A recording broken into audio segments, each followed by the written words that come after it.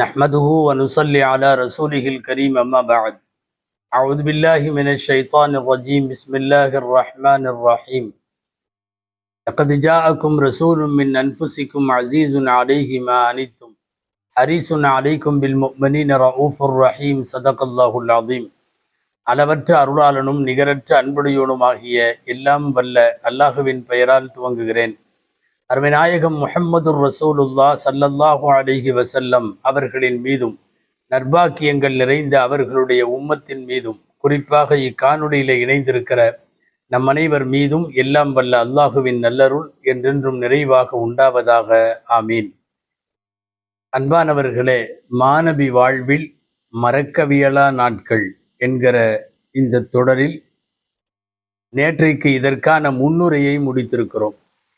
இன்று நபிகள் நாயகம் ஸல்லல்லாஹு அலைஹி வஸல்லத்தினுடைய பிறந்த நாள் எப்போது, அவர்கள் எப்படி பிறந்தார்கள், யாருக்கு பிறந்தார்கள், பிறந்த போது என்ன நடந்தது என்பதெல்லாம் பிறந்த நாள் செய்திகளுக்குள் அடக்கம். உலகத்தில் இருக்கிற இஸ்லாமிய மார்க்க அறிஞர்கள் அத்தனை பேருடைய ஏகோபித்த முடிவு, அவர்கள் ரபியுல் அவ்வல் மாதத்திலே பிறந்தார்கள் என்பதில் எல்லாரும் ஒரே கருத்து. திங்கட்கிழமை பிறந்தார்கள் என்பதிலும் எல்லாருக்கும் ஒரே கருத்து. அப்போது பிறை என்ன, தேதி என்ன என்பதிலே மாத்திரம் கொஞ்சம் கருத்து வேறுபாடு உண்டு. பிறை 3 பிறந்ததாய், பிறை 8 பிறந்ததாய், பிறை 9 பிறந்ததாய் எல்லாம் எழுதி வைத்திருந்தாலும் ஏராளமான பேர், பெரும்பாலான பேருடைய கருத்து அவர்கள் ரபியுல் அவ்வல் பிறை 12 திங்கட்கிழமை அதிகாலையிலே பிறந்தார்கள்.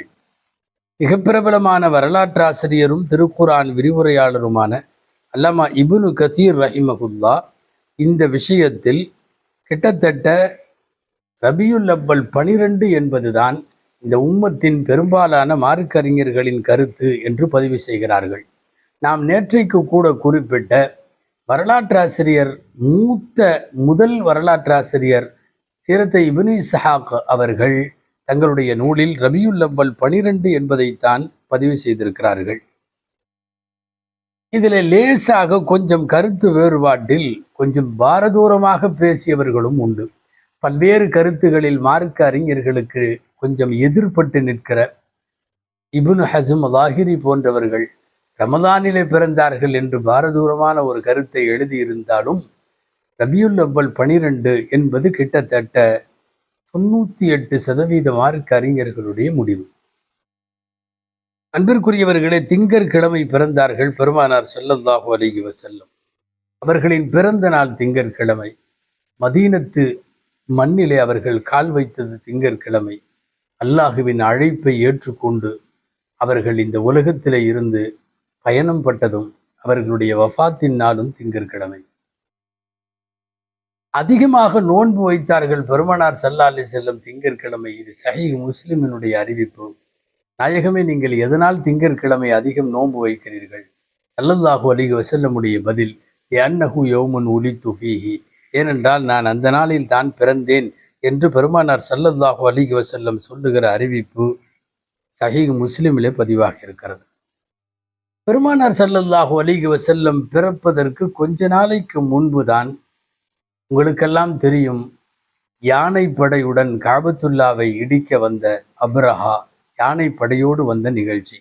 ஹாதிசத்துல் ஃபீல், யானைப்படை, யானை நிகழ்வு என்று வரலாற்றில் பிரபலமாக குறிக்கப்படுகிற அந்த நிகழ்வு நடந்து மிகச்சரியாக 50வது நாள் நபிகள் நாயகம் ஸல்லல்லாஹு அலைஹி வஸல்லம் இந்த பூ உலகில் பிறந்து விட்டார்கள்.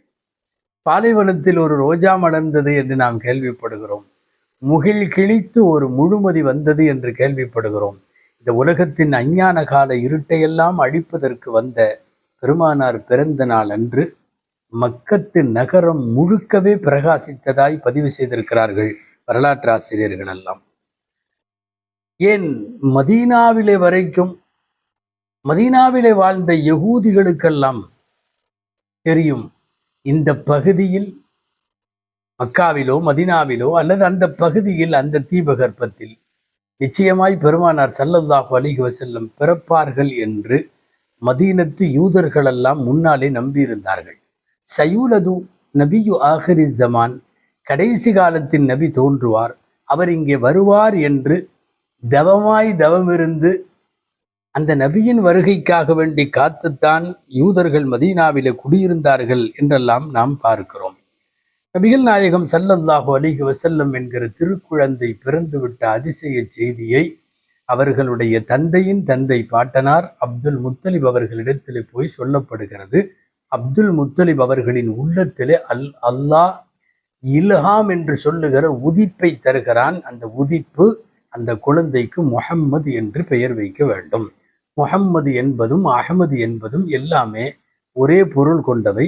திருக்குர்ஆனில் அஹமது என்றும் வருகிறது, முஹம்மது என்றும் வருகிறது. ஆக நாயகம் ஸல்லல்லாஹு அலைஹி வஸல்லம் பிறந்து விட்டார்கள். பல்வேறு வரலாற்று ஆசிரியர்கள் தருகிற தரவுகளின்படி எல்லா குழந்தைகளைப் போல் பிறக்காமல் சஜிதாவிலே பிறந்தார்கள் என்று அறிவிப்பிருக்கிறது. நபிகள் ஸல்லல்லாஹு அலைஹி வஸல்லத்தினுடைய முகம் வட்டமாக இருந்தது என்று இருக்கிறது. இன்னமும் பல்வேறு வரலாற்று ஆசிரியர்கள் அவர்கள் பிறந்த நேரத்தில் இருந்த அமைப்பு குறித்தும் உடலமைப்பு குறித்தும் நிறைய செய்திகள் எழுதப்பட்டிருந்தாலும் கொஞ்சம் கடுமையான கருத்து வேறுபாடுகள் அதில் இருப்பதால் நாம் இதை தவிர்க்கிறோம். ஆக சஜிதாவுடைய நிலையிலே பூவுலகத்தில் பிறந்த பூமான் நபி ஸல்லல்லாஹு அலைஹி வஸல்லம் அவர்கள் தந்தை அப்துல்லா, தாயார் ஆமினா. அல்லாஹ் தேர்ந்தெடுத்த ரப்புல் ஆலமீனுடைய அந்த பெற்றோரின் பெயர்கள் கூட அற்புதமான காரணம். அம்னு என்பது ஆமினாவினுடைய மூல வார்த்தை.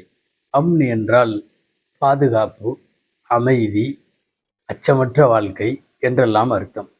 அப்துல்லா தந்தையின் பெயர். வணக்கசாலி, இறை அடிமை, ஏகத்துவ கொள்கை, இது எல்லாம் அப்துல்லாவுக்குள்ளே அடக்கம்.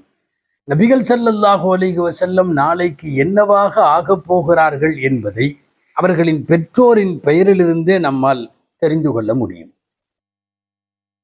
அப்துல்லா ஆமினா தம்பதியர்களுக்கு மகனாய் பெருமானார் ஸல்லல்லாஹு அலைஹி வஸல்லம் பிறக்கிற போது தந்தை தாயை பற்றி இரண்டொரு வரிகள் நாம் தெரிய வேண்டும்.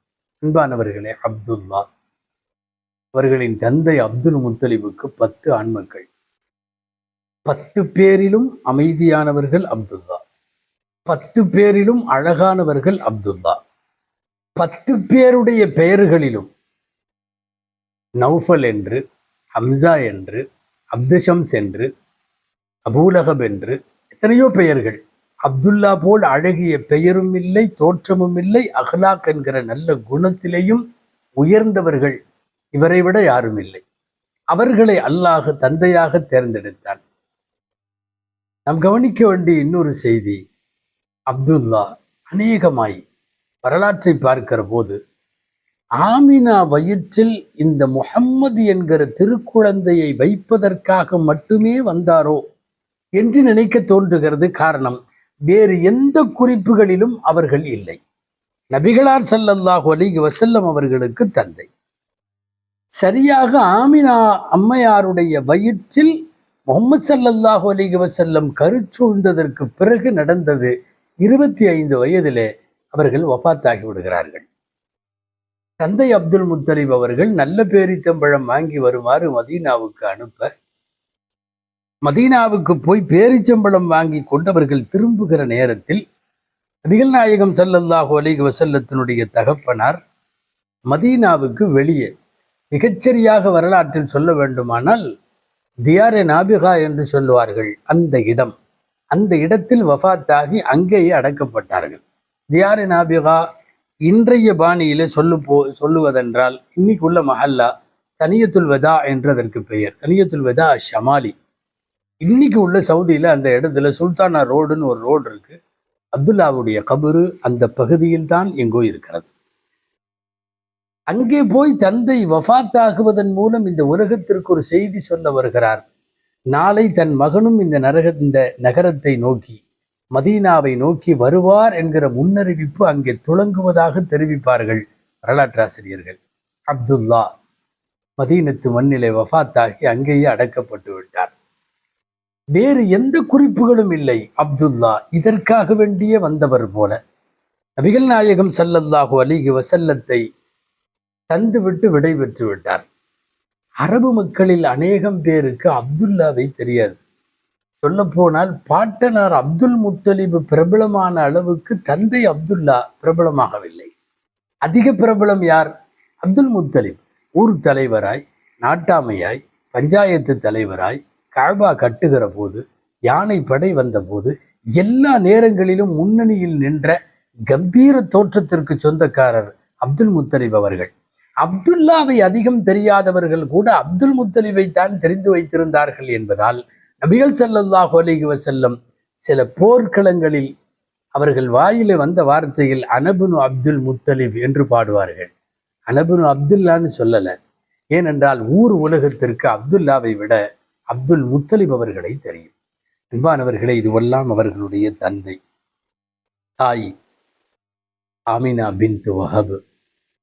ஆமினா பின்த் வஹப் அசல் அவர்கள் மதீனாவை சார்ந்தவர்கள். வாழ்க்கைப்பட்டு மக்காவுக்கு வந்தவர்கள். மீண்டும் அன்னலாரோடு 6 வயதிற்கு பின்னால் மதீனா செல்லுகிற அதே இடத்தில் அவர்கள் வஃபாத்தும் ஆகுவார்கள், மதீனாவிற்கு அருகே. ஆமினா பனு ஜுஹ்ரா என்கிற குடும்பத்தை சார்ந்தவர்கள். ரொம்ப மதீனாவில் ஃபேமஸான குடும்பம். பனு ஜுஹ்ரா சொல்ல போனா நபிகள் ஸல்லல்லாஹு அலைஹி வஸல்லத்தினுடைய மாமாமார்களின் குடும்பம். ஹால் என்று சொல்லுகிறோம் அல்லவா அரபியில், மாமு அவர்களுடைய குடும்பம். அவங்கெல்லாம் பனு ஜுஹ்ரா.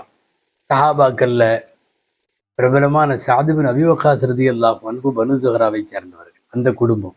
அதனால தான் அவங்க அடிக்கடி நாங்கள்லாம் பெருமானாருடைய மாமா வீடு என்று அவர்கள் பெருமையோடு சொல்லுவது உண்டு. சஅத் பின் அபீ வக்காஸ் ரலியல்லாஹு அன்ஹு அந்த பனு ஜுஹ்ராவிலே வந்த, உண்மையாகவே ஒரு யத்தீமை போல் வாழ்ந்த ஏழை குடும்பத்தினுடைய எந்த விதமான பகட்டும் பந்தாவும் இல்லாத ஒரு அற்புதமான பெண். எல்லா குழந்தைகளையும் தாய்மார்கள் கருச்சூழ்ந்து பிரசவிப்பது போல இல்லை இவர்கள். அப்படி ஒரு உலகத்தினுடைய ஒரு ஒரு ஒரு அரிய முத்தை, காண கிடைக்காத சொத்தை இந்த உலகத்திற்கு தந்தார்கள். கணவர் வயிற்றில கர்ப்பமாக இருக்கிற போது இறந்து போகிறார். அப்துல்லா இறக்கிற போது 2 மாதம் அல்லது 5 மாதம் அல்லது 8 மாதம் என்றெல்லாம் பல்வேறு கருத்துக்கள். ஆக கர்ப்பமாக இருக்கிற போதே தந்தை இறந்து விட்டார்கள் என்பது மாத்திரம் உறுதியாக தெரிகிறது. நபிகள் ஸல்லல்லாஹு அலைஹி வஸல்லமுடைய பிறந்த நாள் குறித்த செய்திகளை நாம் பார்க்கிறோம். முக்கியமாய் ஒரு 3 விஷயம் தெரிய வேண்டும். அல்லாஹு தஆலா நல்லோர்களின் பிறப்பிற்கு முன்னால் சில அதிசயங்களை காட்டுவான். அரபியிலே அதற்கு இர்சாஹாத் என்று பெயர், இர்ஹாசாத் என்று பெயர். என்னன்னா, இது பிறந்த பிறகோ நிகழ்ச்சி நடைபெற்ற பிறகு ஏற்பட்டால் அதுக்கு பேர் முஅஜிஸா. நடக்கிறதுக்கு முன்னாடியே அடையாளங்களின் மூலம் தெரியப்பட்டால் அதைத்தான். இப்போ உதாரணமா மழை வரும் முன்னாலே மின்னல் வெட்டுகிறது. மின்னல் என்பது பின்னால் வரப்போகிற மழைக்கான முன்னறிவிப்பு. அதுபோல நபிகளார் பிறப்பதற்கு முன்னால் அல்லாஹுவால் சில முன்னறிவிப்புகள் இந்த பூமிக்கு தரப்பட்டது. ஒரு 3 முன்னறிவிப்பு மாத்திரம் தெரிந்து கொண்டு இந்த தொடரை நிறைவு செய்யலாம். முதல்ல நம்பர் 1, அல்லாஹ் தருகிற முன்னறிவிப்பு என்ன தெரியுமா? யானைப்படை. வந்தவன் அபரஹா. அபரஹா என்றும் சில மொழியியல் வல்லுநர்கள் உபரஹா என்றும் சொல்லுவார்கள். அபரஹா யானைப்படையோடு வருகிறான். அவன் யார்? நசாரா, கிறிஸ்தவர்கள். எதிரிலே அவனோடு மல்லு கட்டுவது யார்? மக்காவிலே இருக்கிற வதனியீன்கள் என்று சொல்லக்கூடிய சிலை வணக்கசாலிகள். பொதுவாகவே அல்லாஹ்விற்கு பல்லாயிரம் ஆண்டுகளாய் ஒரு நியதி இருக்கிறது. என்னன்னா, எந்த இடத்தில் வேதக்காரர்களும் சிலை வணக்கமானவர்களும் மோதிக்கொண்டால் அல்லாஹ் எப்போதும் உதவியை வேதக்காரர்களுக்குத்தான் தருவான். யூதர்களோ நசாராக்களோ முஸ்லிம்களோ இவர்கள் எல்லாரும் வேதம் பெற்ற ஓரிரை கொள்கை உடையவர்கள். ஆனால் இவர்கள் பல தெய்வ வழிபாடு உள்ளவர்கள். அல்லாஹுவின் பாணி நசாராவாகிய அபரஹாவுக்கு உதவி செய்ய வேண்டும். ஆனா அப்படி செய்யல. இறைவனுடைய இந்த நியதிக்கு நேர் மாற்றமாக நடக்கிறது யானைப்படை நிகழ்வு. என்ன செய்கிறான்? மக்காவில இருக்கிற பரதெய்வ வழிபாடு கொண்டிருக்கிற முஷ்ரிக்கீன்களுக்கு, அவர்களுக்கு சிலை வணக்கசாலிகளுக்கு உதவி செய்கிறான். வேதக்காரனான அபரஹாவை, அவனுடைய யானைப்படையை ரப்பு தோற்கடிக்கிறான். காரணம் என்னன்னா, இது சிலை வணக்கசாலிகள் நிரம்பிய ஊராக இருந்தாலும் கிட்டத்தட்ட நிறை மாத கர்ப்பத்தில் பெருமானார் ஸல்லல்லாஹு அலைஹி வஸல்லம் கருவிலே இருக்கிறார்கள். முன் சொன்னது போல் 50 நாளில் அந்த திருக்குழந்தை இந்த உலகத்தை தொட இருக்கிறது, துனியாவிற்கு வரவிருக்கிறது. எனவே அல்லாஹ் தன்னுடைய நியதிக்கு மாற்றமாய் இறைவன் செய்த ஒரு அற்புதமான முன்னறிவிப்பு என்று சொல்ல வேண்டும். இது பெருமானாருக்காக செய்யப்பட்டது, நபிகளாரின் பிறப்புக்காக செய்யப்பட்டது. இரண்டாவது செய்தி, யானை படைக்கும் முன்னர் நடைபெற்ற நிகழ்வு. என்ன? ஜம்சம் கிணறு. ஆஜரா அம்மையாருக்கும் இஸ்மாயில் அலைஹிஸ்ஸலாமுக்கும் அல்லாஹுவால் வழங்கப்பட்ட அந்த பேரற்புதம் காலப்போக்கில் காணாமல் போய்விட்டது. ஜம்சம் எங்கு என்று யாருக்கும் தெரியவில்லை. ஜம்சம் அப்துல் முத்தலிபினுடைய கனவிலே பார்க்கிறார்கள். ஒரு குறிப்பிட்ட இடத்துல தோண்டுவதாகவும் தண்ணீர் வருவதாகவும் ஜம்சம் கிடைத்ததாகவும் அதை மக்களுக்கு அவர் வாரி வாரி இறைப்பதாகவும் கனவு காணுகிறார். கண்ட கனவை அதேபடி நிறைவேற்றி கொண்டு போய் ஜம்சம் கிடைத்து விட்டது, தோண்டி எடுத்து விட்டார். இதில் வரலாறு கொஞ்சம் நீளும், நாம் சுருக்கமாய் முடிப்போம். ஜம்சம் கிணறை கண்டுபிடித்து குழி தோண்டி தண்ணீர் எடுத்து வாரி இறைத்து மக்களுக்கு அதை அப்துல் முத்தலிபு கொடுக்கிறார். மக்களெல்லாம் தண்ணீரை பெறுகிறார்கள்.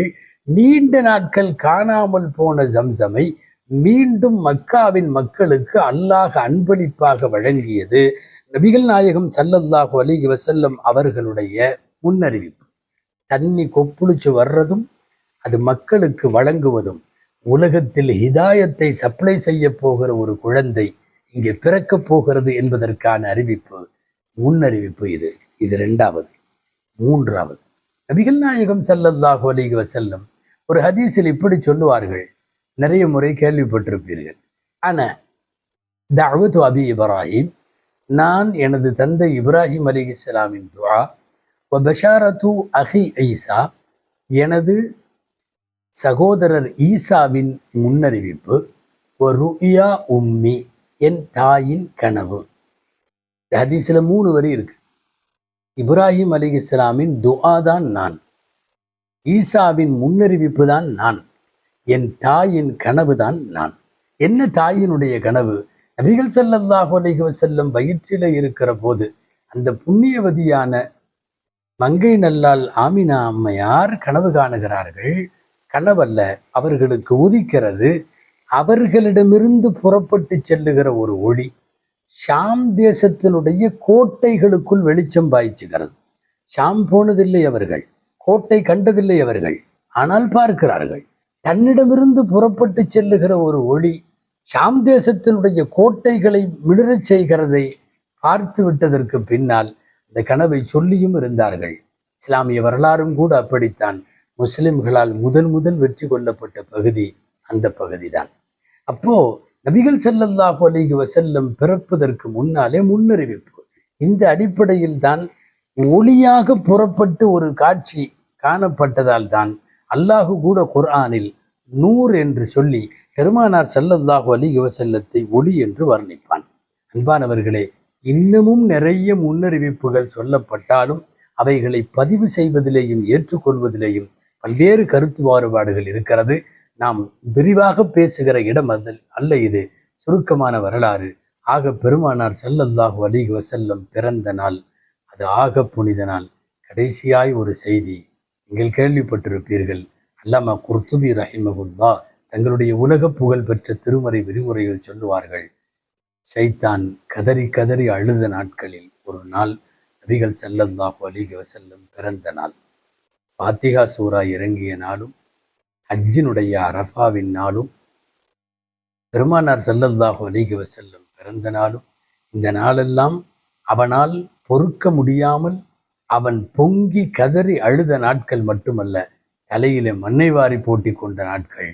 ஷைத்தானை ஆக துன்பத்திற்கு உள்ளாக்கி இருக்கிற அந்த நாள் நிச்சயமாக உலக முஸ்லிம்களின் சந்தோஷத்திற்குரிய நாள். நபிகள் நாயகம் ஸல்லல்லாஹு அலைஹி வஸல்லத்தினுடைய பிறந்த நாள் உண்மையாகவே உலகத்தில் கியாமத்து வரை வாழ இருக்கிற முஸ்லிம்களுக்கு அது ஒரு பெருநாள் பண்டிகை என்று சொல்லுவதில் கூட மிக இருக்க முடியாது. அல்லாஹு ஜல்ல ஷானஹு தஆலா அன்னலாரை பற்றி தெரியவும் பேசவும் கேட்கவும் தொடர்ந்து அதன்படியே செயல்படவும் அல்லாஹ் அருள்வானாக. ஆமீன். வஆகிரு தஅவானா அனில் ஹம்துலில்லாஹி ரப்பில் ஆலமீன். அஸ்ஸலாமு அலைக்கும் வரஹ்மத்துல்லாஹி வபரகாத்துஹு.